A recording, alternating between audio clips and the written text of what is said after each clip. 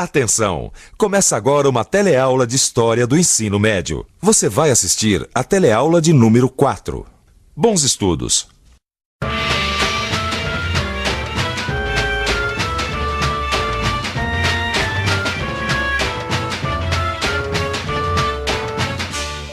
Este aqui é o Museu de Arqueologia e Etnologia da Universidade de São Paulo. Aqui existem vários documentos que falam da história de civilizações antigas, inclusive do Egito. Você conhece alguma coisa sobre o Antigo Egito? Pirâmide. Faraó. Cleópatra. Primeira pirâmide, depois esfinges, faraós. Quase todo mundo, quando a gente fala no Egito, lembra das esfinges, das pirâmides, da Cleópatra. Lembra ao mesmo tempo de um país misterioso e conhecido. Na teleaula de hoje, nós vamos desvendar alguns mistérios do Egito Antigo. De onde vieram os povos que formaram o Egito? Qual a importância do rio Nilo para eles? E o que eles tinham de especial para permanecer até hoje na nossa imaginação? Como viviam, que Deus adoravam? Conheça a história de um rio e de homens e mulheres que adoravam esse rio e que trabalhavam ao seu redor. Um povo tão sério que foi o primeiro a se preocupar com a vida após a morte e tão vaidoso que inventou a maquiagem. Com vocês, o Egito.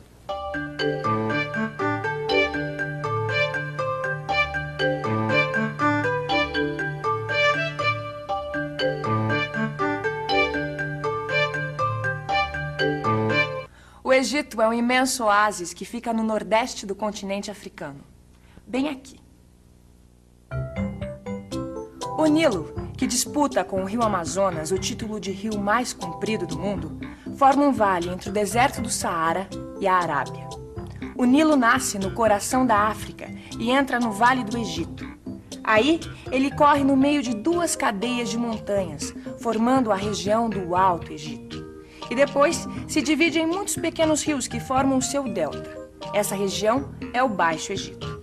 Todo verão, o rio transborda e sai do seu leito por causa das chuvas tropicais em sua nascente e do degelo das montanhas do Alto Egito. Quando o verão acaba, o rio volta para o leito, deixando uma camada de terra muito fértil.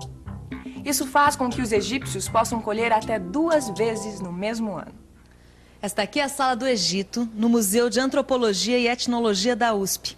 E este aqui é um papiro, que é um papel inventado pelos egípcios. O papiro tem esse nome porque é feito de uma planta chamada papiro, que nasce justamente às margens do rio Nilo. Além do papiro, os egípcios criaram várias outras técnicas e linguagens totalmente revolucionárias que ajudaram no desenvolvimento da comunicação entre os homens. Vários tipos de tinta e os hieróglifos. Isso mesmo, hieróglifos. Essa palavra estranha é o nome que se dá aos símbolos que os egípcios usavam para escrever. E foi assim que nós ficamos sabendo de uma lenda que explicava a origem das terras férteis. Osíris, o rei Sol, foi assassinado por seu irmão Sete, o rei da escuridão. Ísis, que era ao mesmo tempo irmã e mulher de Osíris, chorou sua morte durante a noite toda e pediu a seu filho, Horus, que vingasse a morte do pai. Depois de uma dura luta, Horus derrotou Sete e Osíris ressuscitou. Osíris era o sol, Sete, a noite. As lágrimas de Ísis são as enchentes do Nilo. E Horus é o amanhecer que traz o sol de volta. Essa lenda é muito antiga, quase tão antiga quanto os primeiros povos que habitaram o Egito. Vamos agora ao Egito Antigo, há 6.000 anos antes de Cristo. É nesta época que um grupo formado por pastores nômades chamados camitas chega ao Vale do Egito.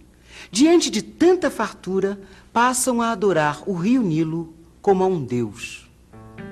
Os camitas deixam a vida nômade de deslocamentos constantes para aproveitar as boas colheitas.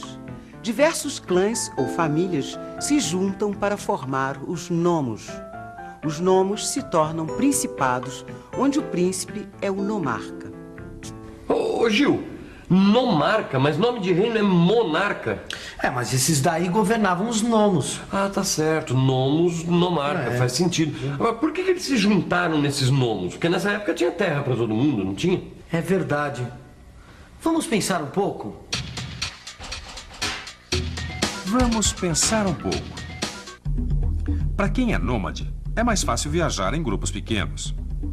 Mas quando o grupo chegou às margens do Nilo, se fixou. Para aproveitar melhor a época das enchentes, era preciso construir barragens, represas, canais. E isso é tarefa para muita gente. Um grupo pequeno jamais daria conta. Daí a origem dos nomos. À medida que as colheitas foram aumentando, os nomos se organizaram em 2 reinos. O reino do Alto Egito, representado pela coroa vermelha, e o reino do Baixo Egito, representado pela coroa branca. Finalmente, os 2 reinos se juntaram e formaram o Antigo Reino. Este é o ano 3500 a.C. Menes, um chefe militar, unifica os 2 reinos do Egito. Temos o nosso primeiro faraó. 3000 a.C. O faraó Zézer instala a capital do império em Mênfis. O império se expande. Zézer inicia a construção das pirâmides. Querida filha, genro e netos. Chegamos ao Egito e já fomos ver as pirâmides. E dentro das pirâmides, conhecemos vários túmulos dos faraós. Esses egípcios entendiam de geometria, e isso há quase 5.000 anos atrás. Daqui a gente vê que o Brasil, com seus 500 anos, ainda é um garoto. E a sua mãe e eu estamos nos sentindo 2 brotinhos. É muita história mesmo. Até agora você só viu o período do Antigo Reino, que só terminou com a invasão dos líbios e com as lutas dos militares entre si.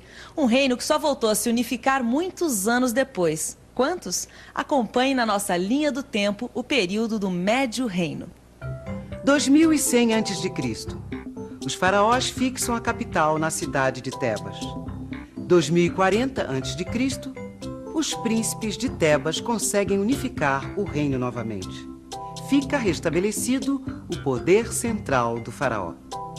1780 a.C., o Egito é invadido pelos Ixos. Eles vêm da Arábia e não há como resistir aos seus cavalos e armas de ferro. Aqui termina o Médio Reino. Foi só por volta de 1500 a.C. que os egípcios conseguiram expulsar os Ixos. Nesse momento começou o Império. Durante 4 séculos eles viveram em paz. Ricos e poderosos expandiram suas fronteiras, veja só. Primeiro foram até a Síria, depois até o rio Eufrates, onde hoje fica o Iraque. O Egito submeteu ou transformou em aliados do Império todos os povos do Oriente Médio até o leste da África. Aí começou a decadência, o Baixo Império. O Império foi invadido várias vezes, até que... 525 a.C., o Egito é conquistado pelos persas e perde a independência. A partir daí, o Egito é atacado por todos os lados. Logo depois da conquista pelos persas, que vieram daqui, onde hoje fica o Irã, o Egito foi conquistado por Alexandre Magno. Alexandre veio da Macedônia, que ficava nos Balcãs. E em seguida caiu sob o poder dos romanos, que vieram da atual Itália. Você já viu que o Egito era uma monarquia e que o poder do faraó era absoluto. Os egípcios adoravam o sol, o rio Nilo e o faraó, como se ele fosse o sol fantasiado de gente. Para governar, o faraó contava com os sacerdotes, os funcionários do governo e os escribas. Os escribas eram muito importantes porque controlavam as obras e a produção agrícola. E ainda mais importante, calculavam os impostos. A sociedade egípcia era como uma pirâmide dividida em camadas. Cada camada era chamada de casta. A casta determinava o que a pessoa ia ser desde o nascimento até a morte. O filho do nobre era nobre. O filho do artesão tinha que ser artesão e assim por diante. No topo da pirâmide ficava o faraó. Em seguida, os escribas, os nobres e os altos sacerdotes. Abaixo, os sacerdotes menores, oficiais e comandantes do exército. No quarto patamar, artesãos qualificados. Na base, trabalhadores braçais não qualificados e camponeses. A maioria da população estava aqui, na base da pirâmide. Sustentavam as outras castas com impostos. Mas os egípcios não usavam dinheiro. Os pagamentos eram feitos em espécie, ou seja, cereais, frutos ou outras coisas que produzissem.